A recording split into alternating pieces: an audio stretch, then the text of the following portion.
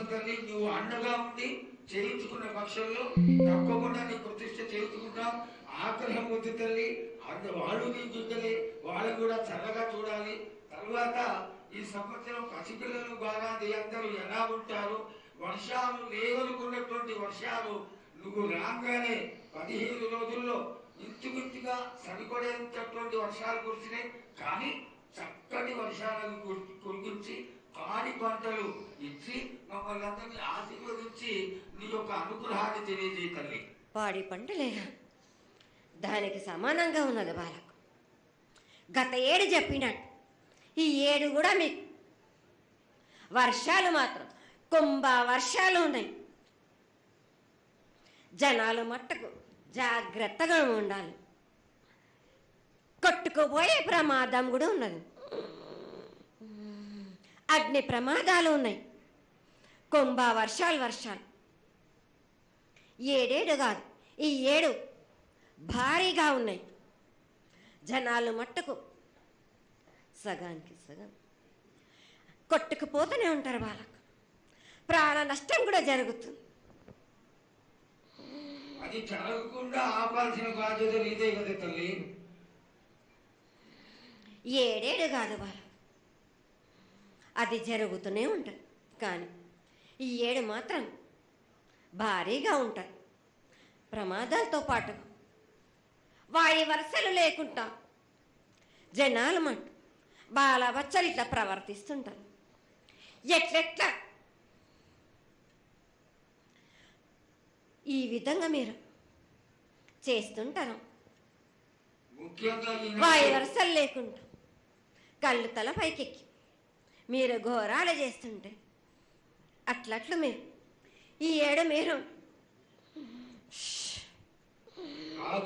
ప్రమాదాలు జరుగుతూనే ఉంటాయి. ప్రాణ నష్టం కూడా జరుగుతూనే ఉంటాయి. వాళ్ళని మాత్రం నేను మాత్రం వదిలిపెట్టాను. నేను ఈ ఏడు నాకు బాగా నాకు ఇబ్బందిగా ఉంది. నాకు కానీ సంతోషం అనేది లేకుండా చేస్తున్నారా మీరు? ఎంత విధంగా నేను మీరు మట్టుకు సరిపెట్టుకుంటున్నాను అనుకుంటున్నాను. యువతకి సరైన బుద్ధి కలిగించి అందరూ సన్మార్గంలో ఉండాలని నువ్వు ఆశీర్వదించే తీరాలి తల్లి. ఎందుకు అంటే సస్యశ్యామలంగా ఉండడం కోసమే కదా అధికారులందరూ కలిసి ఇంత పెద్ద ఎత్తున నీకు జాతర చేయడం. ఈ జాతర లక్షణమే ముఖ్యమైనటువంటిది. నువ్వు వచ్చి మమ్మల్ని అందరినీ ఆశీర్వదించి పిల్లల్ని సరైన మార్గంలో కొట్టి ఈ యొక్క జాతర అనుగ్రహాన్ని తెలియజేస్తూ తరువాత నువ్వు శాంతి పరిహారాన్ని చేస్తే దాన్ని చేసుకుంటావు తల్లి. ఏడేడు కాదు, ఈ ఏడు మీరు నన్ను మాత్రం శాంతి పరచద్దు. నేను మాట్లాడేది చాలా ఉంది వాళ్ళకు.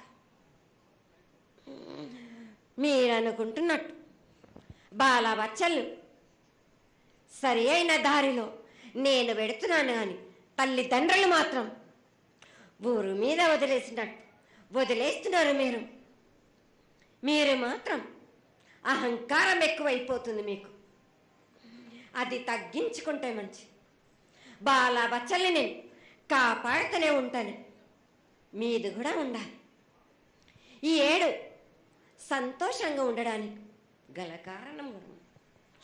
ఆగ్రహానికి కూడా కారణం కూడా ఉంది. నన్ను సంతోషపరుస్తున్నారు. కానీ ఈ విధంగా ఏటేటి నుంచి నేను సంతోషంగా ఆనందంగా ఉంటున్నాను. అన్నిటికీ కూడా నేను సలహాలు ఇచ్చుకుంటూ పోతున్నాను.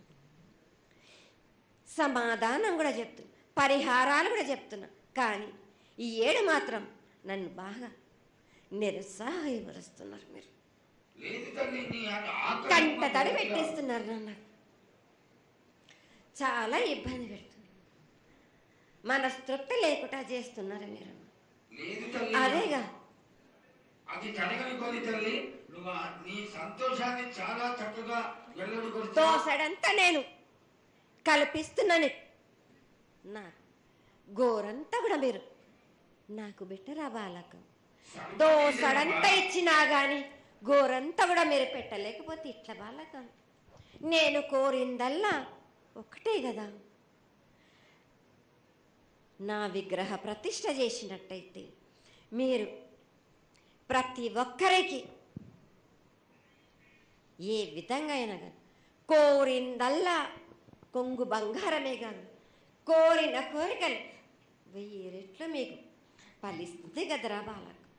పెద్దలందరి సమక్షంలో నీకు తెలియజేసుకుంటున్నాం, ఖచ్చితంగా ఆనందదాయంగా నీ విగ్రహ ప్రతిష్ట, మూర్తి ప్రతిష్ట ఖచ్చితంగా అయినంత తొందరగా చేయడానికి ఈ 6 మాసాల లోపు మీరు జరిపించకపోతే వాడవాడల నేను ఇప్పుడు ఎట్లు చూపిస్తున్నాను, ఇంకా మించి నేను ప్రాణ నష్టం జరిపిస్తాను. నష్టం జరిపించడమే కాదు, అందరినీ ఒక్కరొక్కరిని నాకు అడ్డొచ్చిన వాళ్ళని పాదాల కింద నలిపేస్తుంటే నేను పోతుంటా బాలకని. రోజు తల్లి ఆ పని మాత్రం చేయక సంతోషంగా నాకు సంతోషం కలిగింది. ఈ సంవత్సరం పూజలను తెలియజేశావు.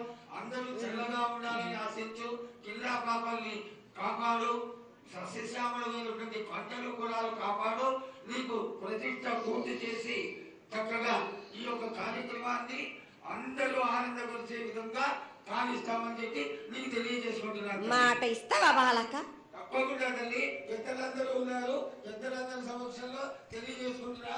నీకు ఖచ్చితమైనటువంటి వచ్చే సంవత్సరానికల్లా జరిగిపోతుంది.